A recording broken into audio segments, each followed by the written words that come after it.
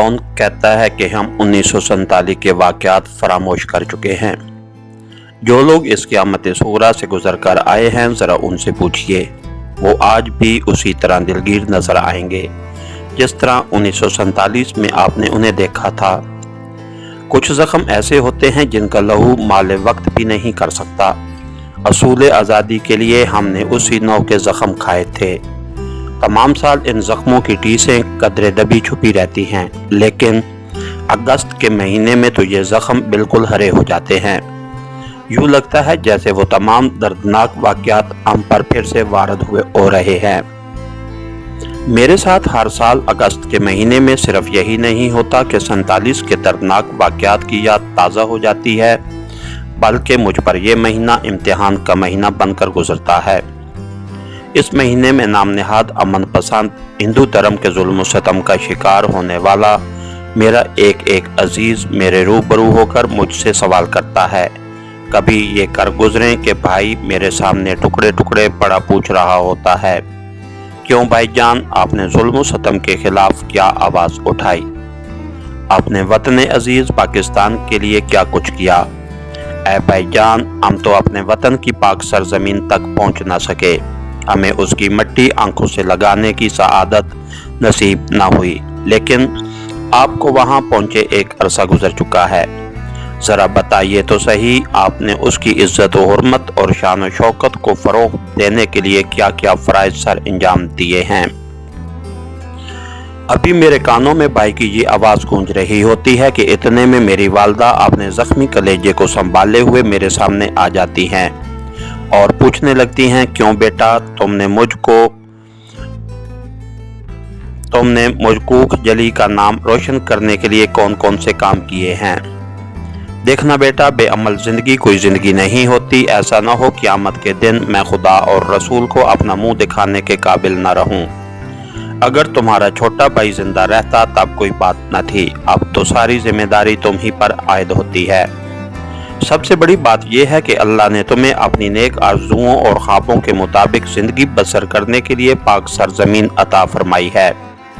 अगर तुम उसके बाशिंदे बनकर भी कोई काम नहीं कर सकते तो बेटा माफ़ करना, बड़े अफसोस और हैरत का मकाम है। हम लोग तो ग़ुलामी की ज़िंदगी बसर करते थे, लेकिन फिर भी अल्लाह का नाम लेने से बाज ना आते थे। तुम्हें एक अच्छा इंसान बनने और गयूर कौम का एक फ़र्द होने में कौन सी मुश्किल दरपेश आ सकती है?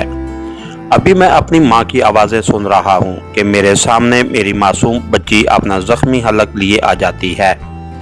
13-14 महीने की बच्ची, मुझे यूँ महसूस होता है जैसे उस बेज़बान को भी ज़बान मिल गई है और वो मुझसे सवाल कर रही है, क्यों बाबा जान, आपने मेरे मासूम खून की कुर्बानी से क्या सबक हासिल किया? यकीनन मेरा खून रायगान न गया होगा, लेकिन बाबा जान, मेरे इस सीधे साधे सवाल पर आपकी नज़रें झुक क्यों गई हैं? आप अपनी नन्ही मुन्नी शहीद बेटी की तरफ सर उठाकर क्यों नहीं देखते? अच्छे अब्बू, मैं तो उस वक्त भी मुस्करा रही थी जब एक जालिम ने मेरे नन्हे हलकूम पर वार किया था। मेरे मासूम लबों पर तो उस वक्त भी मुस्कुराहट खेल रही थी जब आप अगली सुबह घबराहट में मेरी नन्ही मुन्नी सी लाश को रौंदते हुए गुजर गए थे। मेरे प्यारे अब्बा जान, मेरे कहने का मतलब ये है कि मैंने तो निहायत बहादुरी से जान दी थी, फिर आपकी नज़रें क्यों झुकी हुई हैं? गर्ज इसी तरह बारी बारी मेरी आंखों के सामने मेरा हर एक मरहूम अजीज आता है और मुझसे अपनी नौयत का सवाल करता है। किस किस का जिक्र करूं? मैं ज़िला हिसार मशरकी पंजाब में एक नीम सरकारी हफ्तावार पुकार का मुदीर था।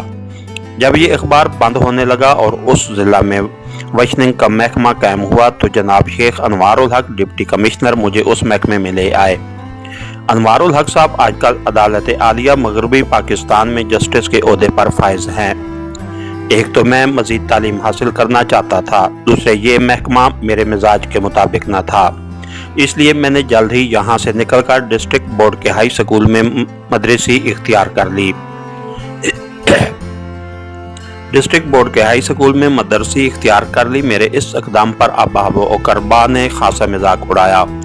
बहरहाल अंग्रेज़ी ज़बान के मुदर्रिस की हैसियत से मेरी तकर्री मंडी डबवाली के एक स्कूल में हुई।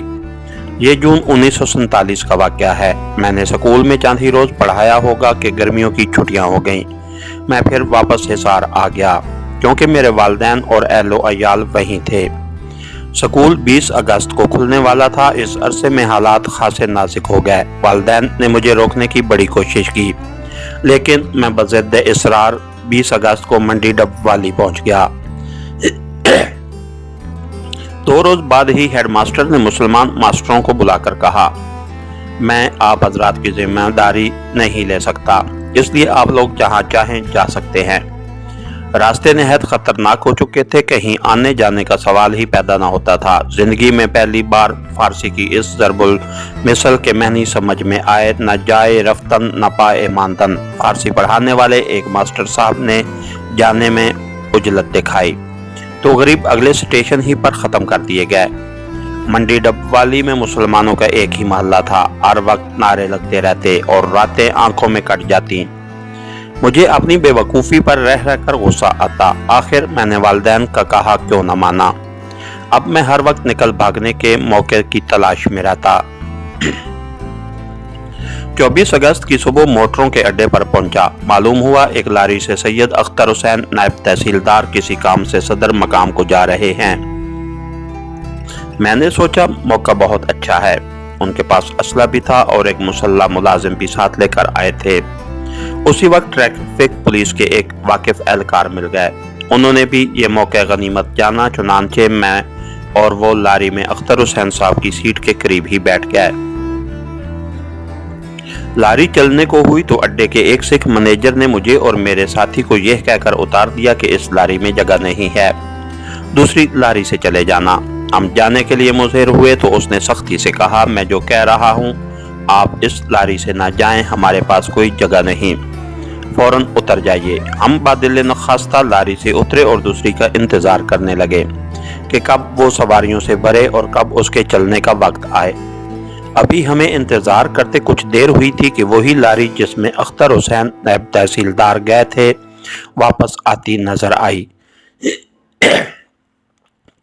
معلوم ہوا اختر صاحب کو شہر سے نکلے ہی چند فرلانگ کے فاصلے پر قتل کر دیا گیا اور لاری کے تمام مسافر بھاگ نکلے۔ اس قتل کی خبر شہر میں آگ کی طرح پھیل گئی۔ اختر حسین اگرچہ نوجوان افسر تھے تاہم بڑے متقی اور پرہیزگار انسان تھے۔ تمام شہر میں ان کا دبدبا تھا۔ واضح رہے کہ منڈی ڈب والی ضلع حصار کی سب تحصیل تھی اور سب تحصیل میں نائب تحصیلدار ہی سب سے بڑا افسر سمجھا جاتا ہے۔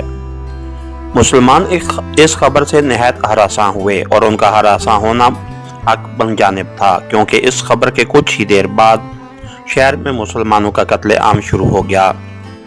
میری والدہ کے ماموں سید عنایت حسین منڈی ڈب والی کی پولیس چوکی کے انچارج تھے اور وہاں عرصے سے تعینات تھے۔ ان کا اخلاق بہت اچھا تھا، اس لیے ہر مذہب و ملت کے لوگ ان کا بہت لحاظ کرتے۔ حملہ ہوا تو ہم لوگ ایک گھر میں جمع ہو گئے۔ ہمارے ساتھ مسلمان پولیس کے 2-3 گھرانے بھی شامل ہو گئے۔ محلے کے کچھ اور لوگ بھی اپنے بچوں اور عورتوں کو ہمارے ہاں چھوڑ گئے تھے۔ ہم اپنے مکان کی چھت پر کھڑے تھے اور چاروں طرف لرزہ خیز چیخیں اٹھ رہی تھیں۔ جیسے ہی کوئی بچہ یا آدمی ہمارے گھر کی طرف پناہ لینے کے لیے بڑھتا، ظالم اسے برچھیوں اور بلموں سے ہلاک کر دیتے۔ چھوٹے چھوٹے بچوں کو نیزے کی نوک میں پرو کر ناچتے تھے۔ نیزے ان معصوموں کے خون سے رنگین ہو جاتے۔ مجھ سے یہ منظر دیکھا نہ جاتا اور میں دل ہی دل میں اپنی بزدلی پر لعنت بھیج رہا تھا۔ پھر خیال آتا کہ میں چپ رہنے کے سوا کر بھی کیا سکتا ہوں۔ جب مسلمانوں کا اچھی طرح صفایا ہو چکا تو ہندو پولیس کی مسلح گارڈ ہمارے گھر آئی اور سید عنایت حسین اور دوسرے 2 پولیس والوں سے مخاطب ہو کر انہوں نے کہا، آپ صرف اپنے آدمی اس گھر سے نکال لیں، کوئی دوسرا آدمی آپ کے ساتھ نہ ہو، ہم آپ کو محفوظ مقام پر پہنچا دیتے ہیں، لیکن اس بات کا خیال رہے کہ کوئی دوسرا آدمی نکلنے نہ پائے، ورنہ آپ اپنی بھی خیر نہ سمجھیں۔ میں آج تک وہ منظر نہیں بھول سکا جب ہم اس گھر سے نکل رہے تھے اور چھوٹے چھوٹے بچے، گھبرائی ہوئی عورتیں اور چند ہراساں مرد ہمیں حسرت سے الوداع کہہ رہے تھے۔ وہ خوب جانتے تھے کہ جیسے ہی ہم لوگ گھر سے نکلیں گے ظالم ہندو گھر میں گھس کر ان کا خاتمہ کر دیں گے، اور ایسا ہی ہوا۔ ادھر ہم گھر سے نکلے، ادھر قاتلوں کی منتظر ٹولی ان پر بھیڑیوں کی طرح ٹوٹ پڑی۔ मासूम बच्चों और बेगुनाह औरतों की चीखें दूर तक हमारा पीछा करती रहीं। हम 2 दिन तक डबवाली के थाने में पड़े रहे। 47 अगस्त की शाम एक पुलिस अफसर की मदद से मोटर के जरिए हिसार पहुंचे। वालदा मुझे सही सलामत देखकर खुश हुई। मेरी बीवी खतीजा ने भी अपनी खास मुस्कुराहट से मेरा खैर मुकद्दम किया।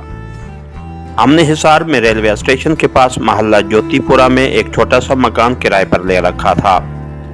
उस मोहल्ले में 1-2 घरों को छोड़कर बाकी तमाम आबादी हिंदुओं की थी, लेकिन तालीम याफ्ता लोग मसलन वकला, फौजी अफसर, इंजीनियर वगैरह ज्यादा थे। इसलिए हालात मखदूश होने के बावजूद हम उसी घर में ठहरे रहे। 15-20 अजीज तो मेरे साथ डबवाली ही से आए थे। अगले रोज दोपहर को मेरी खाला का घराना भी आ गया। ये घराना कुल 6 अफराद पर मुश्तमिल था। खाला, खालू और उनका एक बेटा, एक बेटी, एक मेरी खाला की भतीजी और एक उनकी मुलाजमा।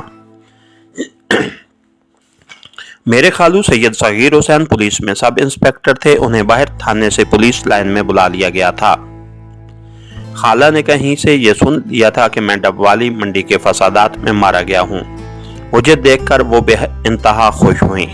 खालाजाद भाई जहीर जो मेरे बचपन के दोस्त भी थे और खालाजाद बहन नफीस बानो की खुशी की भी इंतहा न थी। मेरी मामूजाद बहन हुस्ना नहायत खामोश तबे थी, लेकिन उसकी खामोशी से भी इस गैर मुतवक्के मुसर्रत का इजहार हो रहा था। हमारे इस छोटे से घर में 30-35 अफराद जमा हो गए थे। 29 अगस्त की सुबह ही से हालात खराब नजर आ रहे थे, लेकिन मुश्किल ये थी कि किसी के घर इतने ज्यादा अफराद कैसे जा तमकें। बेहतर यह है कि पहले कोई मकान किराए पर लें और फिर वहां जाया जाए। हमारे करीब के 1-2 मुस्लिम घराने पहले ही से शहर जा चुके थे। 3 बजे के करीब हिसार के मशहूर बैरिस्टर जलालुद्दीन कुरैशी पर उनकी कोठी में गोली चलाई गई, मगर वो बाल बाल बच गए। फौरन कर्फ्यू नाफिज कर दिया गया। हमारे घर में पानी खत्म हो चुका था। मेरा हकीकी भाई जफर हुसैन और खालाजाद भाई जहीर कहने लगे कि हम कुएं से पानी ले आते हैं।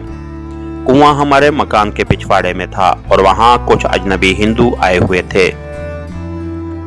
मैंने मशवरा दिया कि फिलहाल पानी लाना खतरे से खाली नहीं, इसलिए ये इरादा तर्क कर दिया जाए तो बेहतर है। जहीर और अजफर मेरा मजाक उड़ाने लगे। मशकूर भाई बुज़दिल हैं, हिंदुओं से डरते हैं, हम पानी जरूर लेकर आएंगे।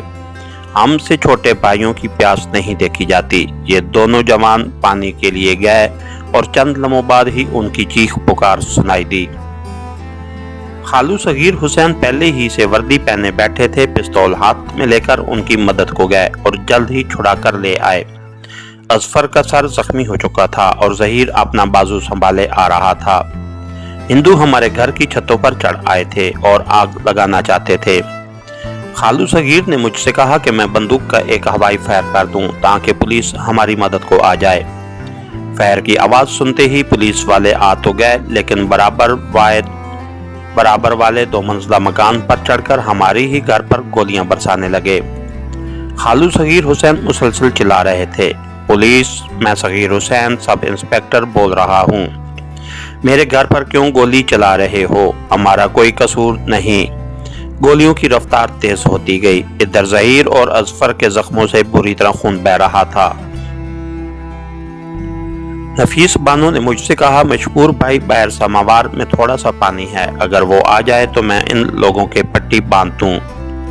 मैं सोच रहा था बाहर सैन में से पानी कैसे लाया जाए। गोलियों की लगातार बारिश हो रही थी। नफीस बानो मुझे तजब्जुब में देखकर पांप गई कि मैं बाहर जाने से कतरा रहा हूँ। चुनांचे कुछ कहे बगैर वो उठी और गोलियों की बारिश में समावार उठा लाई। जैसे ही वो बरामदे में दाखिल हुई, एक गोली समावार पर आकर लगी। मैं अपनी बुज़दिली पर सख्त नादिम था। अजफर और जहीर खून बह जाने से खासे निडाल हो गए थे। नफीस बानो इन दोनों भाइयों की पट्टी करती जाती थी और कहती जाती थी, वाह भाई वाह, आप अच्छे जवान हैं, एक एक जख्म खाकर निडाल हुए जा रहे हैं। हमने आज़ादी हासिल की है, आखिर उसकी कोई कीमत भी तो अदा करनी चाहिए, और वो भी हौसले के साथ। मैंने देखा कि नफीस बानो के इन अल्फाज ने दोनों जख्मियों को खासा होशियार कर दिया था। नफीस बानो ان چند پڑھی لکھی لڑکیوں میں سے ایک تھی جو مغربی تعلیم حاصل کرنے کے باوجود اپنی مشرقی روایات کو ہاتھ سے جانے نہیں دیتی اور وقت پڑے تو ہر کڑی سے کڑی مصیبت خندہ پیشانی اور بے جگری سے جھیل جاتی ہیں۔ پولیس کی مدد سے بلوائی ہمارے گھر کی چھتوں کو کھود کر آگ لگا رہے تھے۔ اب ہم سب کے سب برآمدے میں آ گئے۔ دھوئیں سے ہمارا دم گھٹا جا رہا تھا۔ کمروں کے بعد جب برآمدے کی چھت کو کھودا جانے لگا تو ظہیر یکا یک اٹھ کر باہر صحن میں آ گیا۔ اس کا صحن میں آنا تھا کہ ایک گولی اس کے چوڑے چکلے سینے کے وسط میں آ کر لگی۔ میں نے دیکھا کہ میرا خالہ زاد بھائی عجیب انداز سے سینہ پکڑے بل کھاتے ہوئے زمین پر گر رہا ہے۔ نفیس بانو چیختی ہوئی نکلی، بھیا، میرے پیارے بھیا۔ اس نے اپنے بھائی کا سر اپنے زانوں پر رکھ لیا۔ ظہیر اپنی بہن سے کہہ رہا تھا، نفیس، تمہارا کیا بنے گا؟ یہ ظالم تمہاری عصمت۔ نفیس بانو نے نہایت اطمینان اور خود اعتمادی سے جواب دیا، بھیا، آپ اطمینان سے خدا کے حضور میں جائیں، اس سے قبل کہ کوئی میری طرف اپنے ناپاک ہاتھ اٹھائے میں اپنا خاتمہ کر چکی ہوں گی۔ بہن کے یہ الفاظ سن کر ظہیر نے صرف اچھا کہا اور پھر ہمیشہ کی نیند سو گیا۔ میں سمجھتا ہوں جس طرح ظہیر نے اطمینان کے ساتھ جان دی، اس طرح شاید ہی کوئی دائی اجل کو لبیک کہتا ہے۔ اس کے چہرے پر کرب کے آثار نہ تھے۔ نفیس بانو کے ساتھ ہی میری خالہ بھی باہر نکل آئی تھی، لیکن اپنے کڑیل جوان بیٹے کی لاش پر بین کرنے کے بجائے وہ بار بار ہندو سپاہیوں کو مخاطب کر کے یہی فریاد کرتی رہیں، اے بھائیو، جہاں تم نے میرے لال کا خاتمہ کیا ہے وہاں مجھے بھی گولی مار کر ختم کر دو۔ اے بھائیو، خدا تمہارا بھلا کرے، کیوں دیر کر رہے ہو؟ اس وقت مجھ دکھیاری پر یہ تمہارا بڑا احسان ہوگا۔ خالو صغیر حسین برآمدے میں میرے پاس چپ چاپ کھڑے یہ منظر دیکھ رہے تھے۔ یوں معلوم ہوتا تھا کسی گہری سوچ میں کھوئے ہوئے ہیں۔ حسنہ کی شادی ظہیر سے چند ہی روز بعد ہونے والی تھی۔ خالو صغیر اچانک سوچ سے بیدار ہوئے، جیسے انہیں کوئی فیصلہ کر لیا ہو، اور پھر حسنہ کو سینے سے لگا کر کہنے لگے، میری بیٹی، میری حسنہ، میرے گھر کی رونق، چلو ظہیر کے پاس چلو، میں آخری بار تمہیں دلہن بنا لوں۔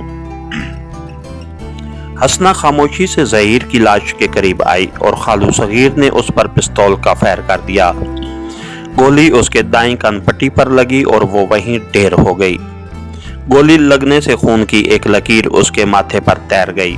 خالو صغیر مجھ سے کہنے لگے، دیکھا مشکور حسینہ، میری بیٹی کے سر پر پھولوں کی لڑی بندھ گئی ہے، وہ دلہن بن رہی ہے۔ لو بھائی، میں ایک بڑے فرض سے سبکدوش ہو گیا۔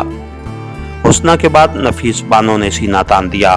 خالو صغیر نے اس پر لگاتار 3 فائر کیے، لیکن نفیس بانو اب بھی اس طرح سینہ تانے بیٹھی تھی۔ اس نے صرف اس قدر کہا، پیارے ابا، ذرا ہمت سے کام لیجئے، آپ کے تمام فائر میرے بازو پر لگے ہیں، نشانہ باندھ کر ایک فائر میرے سینے یا سر پر کر دیجئے تاکہ میرا خاتمہ جلدی ہو۔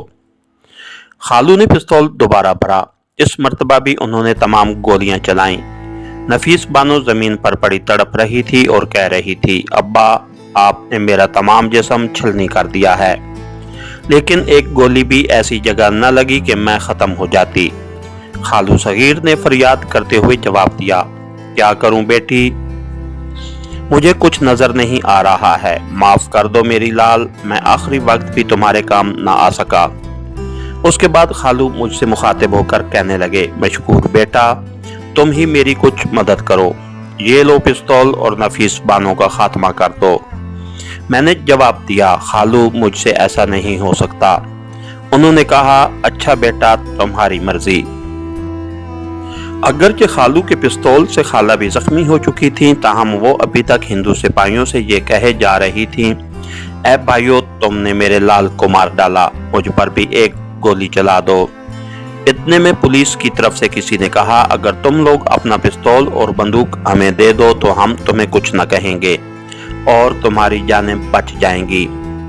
خالہ یہ آواز سن کر ایک دم میری والدہ سے مخاطب ہو کر کہنے لگی، بانو، میرا گھرانہ تو تباہ ہو گیا، تو ہی اپنے بچوں کو بچا لے، ان سے کہہ دے ہم اسلحہ واپس کرتے ہیں۔ اسی اثناء میں خالو صغیر پستول میرے حوالے کر کے نہایت ملتجیانہ لہجے میں کہہ رہے تھے، مشکور بیٹا، انکار نہ کرنا، بس ایک گولی میرے سینے کے پار کر دو۔ دیکھو میرے بیٹے، یہ آخری التجا ہے۔ میں نے کہا، خالو ابا، میں یہ کیسے کر سکتا ہوں؟ یقین کیجئے مجھ میں قطعی ہمت نہیں ہے۔ میرے یہ الفاظ سن کر خالو نے ایک لمبا سانس لیا اور کہنے لگے، اچھا بیٹا، تمہاری مرضی، تو پھر یہ پستول اور بندوق ان لوگوں کے حوالے کر دو، شاید تم لوگوں کی جانیں بچ جائیں۔ مجھے تو یہ لوگ پھر بھی نہیں چھوڑیں گے۔ میں نے کہا، یہ لوگ ہمیں دھوکہ دے رہے ہیں، چھوڑیں گے کسی کو بھی نہیں۔ پھر بھی تم بندوق اور پستول انہیں دے آؤ، خالو نے جواب دیا۔ میں سمجھتا ہوں اس سے کوئی فائدہ نہ ہوگا۔ میں نے پھر کہا، میں جو کہتا ہوں اسلحہ ان لوگوں کے سپرد کر دو۔ خالو ذرا سخت لہجے میں بولے، کون دے کر آئے؟ میں نے اپنی کمزوری کا صاف صاف اظہار کر دیا۔ تم سخت بزدل ہو، خالو نے ناراض ہوتے ہوئے کہا، اور مرحوم کی یہ آخری ناراضی تھی۔ ہماری گفتگو سن کر میرے چھوٹے بھائی اظفر نے جواب دیا، لائیے خالو ابا، میں اسلحہ ان لوگوں کو دے کر آتا ہوں۔ میری والدہ نے اسی اثناء میں ہندو سپاہیوں سے قسمیں لیں کہ وہ اسلحہ لینے کے بعد ہمیں کچھ نہ کہیں گے۔ اظفر بندوق اور پستول لے کر بہر گیا، لیکن چند ثانیے بعد ہی ہمیں اظفر کی آواز سنائی دی، دیکھو تم لوگ وعدہ خلافی کر رہے ہو، اور پھر یک کے بعد دیگرے 2 فائر ہوئے۔ فائر کی آواز سنتے ہی میری والدہ بے قرار ہو کر دوڑی، ارے ظالموں نے میرے بچے کو مار ڈالا۔ جب میں والدہ کے پیچھے چلنے کو تیار ہوا تو ختیجہ نے مجھ سے پوچھا، فرمائیے میرے لیے کیا حکم ہے؟ میں نے جواب دیا، تم بھی باہر چلو، میرے سوا بچی مسرور بانو اس وقت اس کی گود میں تھی۔ میں ظہیر کی لاش کے قریب آیا اور دروازے سے باہر دیکھا کہ بلوائی نیزے برچھیاں لیے ہمارے گھر سے نکلنے والوں پر حملہ کر رہے ہیں۔ میں اپنی دانست میں عقل مندی سے کام لیتے ہوئے وہیں ظہیر کی لاش کے قریب لیٹ گیا۔ البتہ اس وقت مجھے ایک دھماکہ ضرور سنائی دیا۔ بعد میں پتہ چلا کہ مجھ پر فائر کیا گیا تھا۔ میں اس سے زخمی بھی ہوا، لیکن اس وقت مجھے گولی کے زخم کا ذرا سا بھی احساس نہ ہوا، اور میں یہی سمجھا کہ ہوشیاری سے اپنی جان بچا رہا ہوں۔ میں زمین پر ظہیر اور نفیس بانو کے خون میں ڈوبا ہوا پڑا تھا اور سب کچھ دیکھ رہا تھا۔ خالہ ابھی تک پکارے جا رہی تھی، اے بھائیو، ایک گولی میرے سینے میں بھی مار دو۔ میرا لال کیا کہتا ہوگا کہ ماں نے اس کے ساتھ آنے میں اتنی دیر کر دی۔ چھت پر چڑھے ہوئے بلوائی ہم پر اینٹ پتھر اور کانچ کی ٹوٹی ہوئی بوتلیں برسا رہے تھے۔ اتنے میں مجھے محسوس ہوا کہ کوئی ٹھنڈی ٹھنڈی چیز ہم پر پھینکی جا رہی ہے۔ چند ثانیے بعد ہمارے جسموں میں آگ لگ گئی۔ خالہ نے اللہ کے حضور ایک دم احتجاج کیا، یا اللہ، اب ہم کافروں کی طرح جلائے بھی جائیں گے۔ دیر سے نفیس بانو کی کوئی آواز سنائی نہیں دے رہی تھی۔ میں نے سمجھا وہ مر چکی ہے، لیکن آگ لگتے ہی اس کے لبوں پر آیت جاری ہو گئی، یا نار کونی بردن و سلامن علی ابراہیم۔ گھر اور لاشوں سے شعلے بلند ہو رہے تھے۔ مجھے لمحہ بھر کے لیے خیال آیا یہ سب کچھ حقیقت نہیں بلکہ خواب ہے، لیکن خالو صغیر کے بلند نعرہ تکبیر نے مجھے چونکا دیا۔ وہ جیسے ہی باہر نکلے ان پر پے در پے 303 کے 3-4 فائر ہوئے۔ وہ ہر گولی پر اللہ اکبر کہہ رہے تھے۔ میں نے اپنے آپ سے کہا، مشکور، تم خواب تو نہیں دیکھ رہے، یہ سب کچھ حقیقت ہے۔ میں سخت جان ان تمام ہولناک واقعات سے کس طرح زندہ بچ کر نکل آیا یہ کسی اور وقت کے لیے چھوڑتا ہوں۔ آج اس بیان کو یہیں تک رہنے دیجئے اور میرا شعر سن کر مجھے اجازت دیجئے جو میں نے پاکستان آ کر کہا تھا، مجھے ہے جان سے پیاری یہ صبح جس کے لیے، مجھے ہے جان سے پیاری یہ صبح جس کے لیے بہا ہے میرے ستاروں کی انجمن کا لہو۔ اس کے ساتھ ہی ہماری آج کی ایپیسوڈ کا اختتام ہوا۔ کہانی گر چینل کو لائک کیجئے، سبسکرائب کیجئے اور بیل آئیکن کو پریس کر دیجئے تاکہ ہر آنے والی نئی ویڈیو آپ تک بر وقت پہنچ سکے۔ شکریہ۔